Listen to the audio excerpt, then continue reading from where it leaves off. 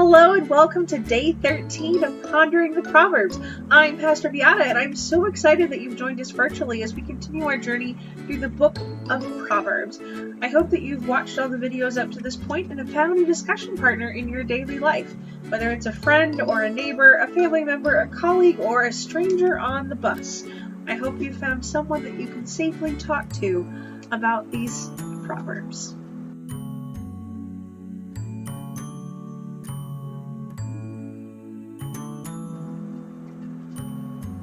As we think of something to ponder during today's chapter, one of the things that comes to mind for me is asking the question, am I clever? I know that for me personally, I'm rather good at puzzles, I've done a few escape rooms, and I enjoy mysteries. But am I really clever?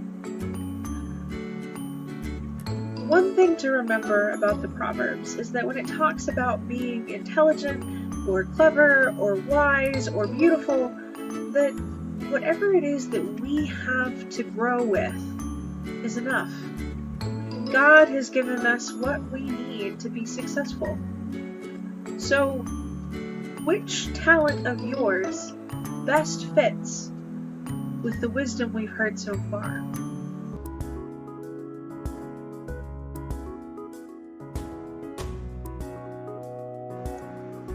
A reading from the book of Proverbs, chapter 13.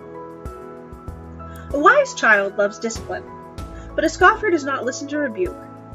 From the fruit of their words good persons eat good things, but the desire of the treacherous is for wrongdoing. Those who guard their mouths preserve their lives. Those who open wide their lips come to ruin.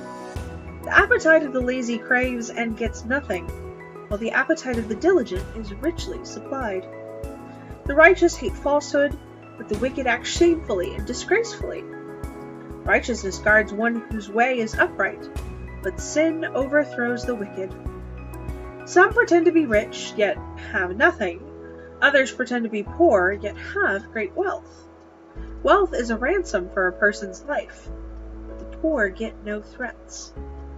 The light of the righteous rejoices, but the lamp of the wicked goes out. By insolence the heedless make strife, but wisdom is with those who take advice. Wealth hastily gotten will dwindle, but those who gather, little by little, will increase it.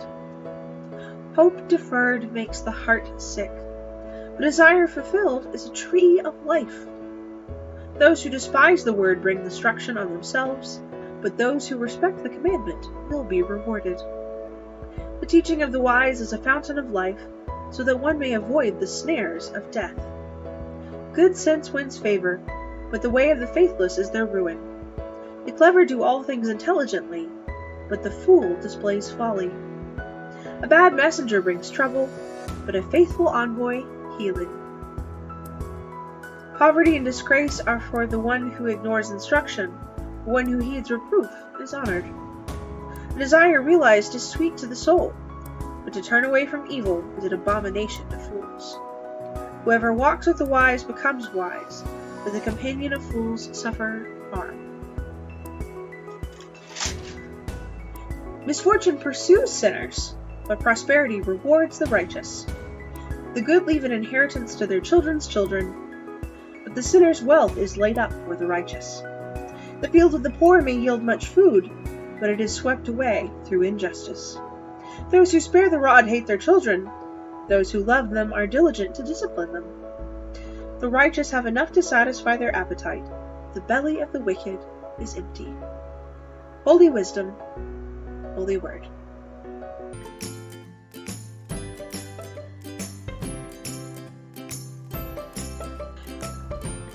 Which proverb from this chapter speaks the most to you?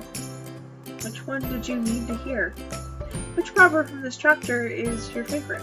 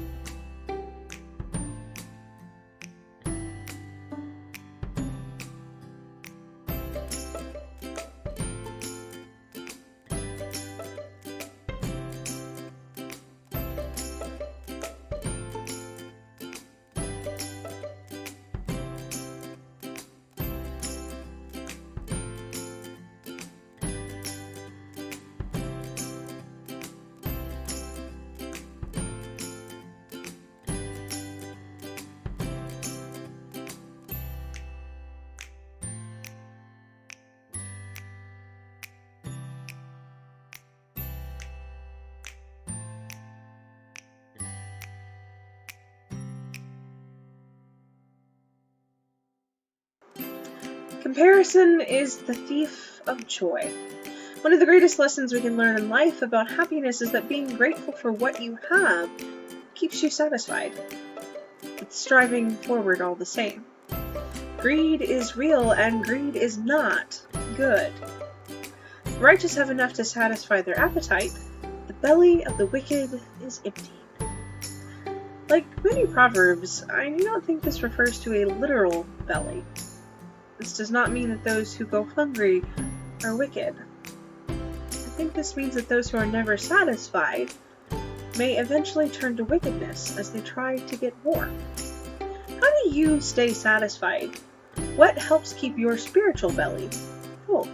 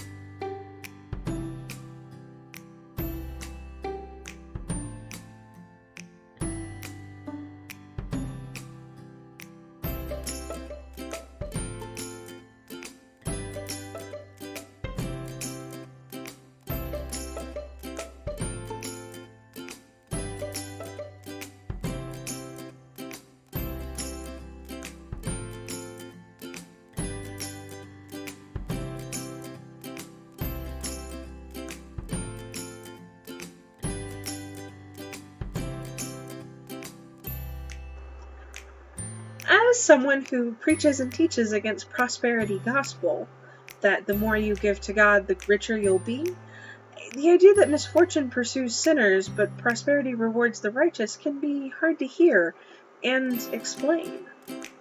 But then again, not all parts of prosperity are about financial wealth. God blesses us every day, especially the righteous. Perhaps it is because they are filled spiritually that they see the prosperity in the simplest of things, that they take joy in the smallest of pleasures. How are you prosperous? How does God bless you?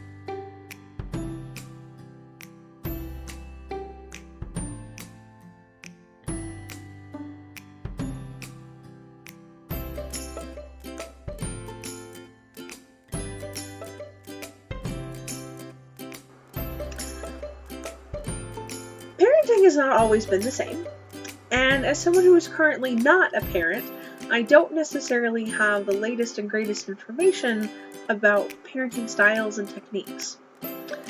But it has evolved a bit since using a rod to beat your children was normal and accepted and expected of good parents.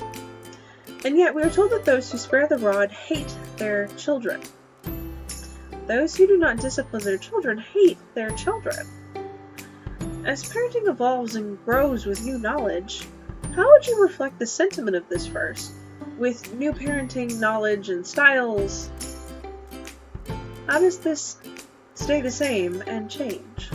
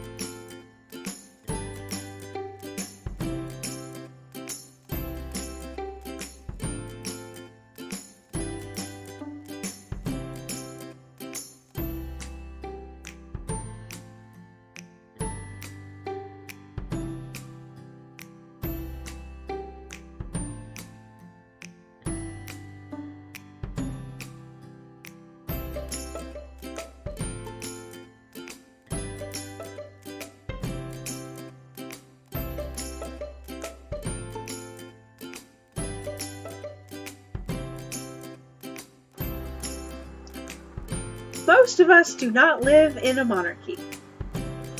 To be more exact, the expected audience for these videos would be mostly people in and around Texas, so we do not live in a monarchy. But have you ever found yourself in a situation with someone who acted like a monarch? Perhaps tyrant might be a more apt word. Verse 28 tells us the glory of a king is a multitude of people. Without people, a prince is ruined. What happens when a leader becomes a tyrant? What happens when a leader grows from being a tyrant to being a servant? What happens next? What's your story?